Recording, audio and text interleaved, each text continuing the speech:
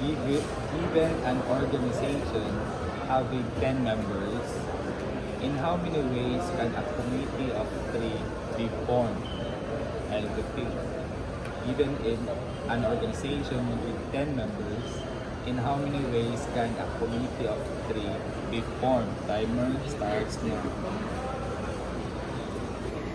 Ito ay ginawa na nating 20 seconds.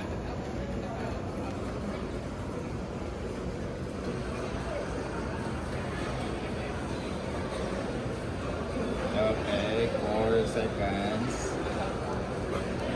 Time is up. Here's your answer. Mamaya ka, kuya. Si GY muna. GY. Nakatami ang iPhone. 120. 120, kuya.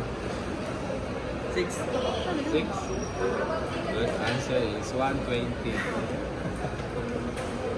120 si GY na doon. Last.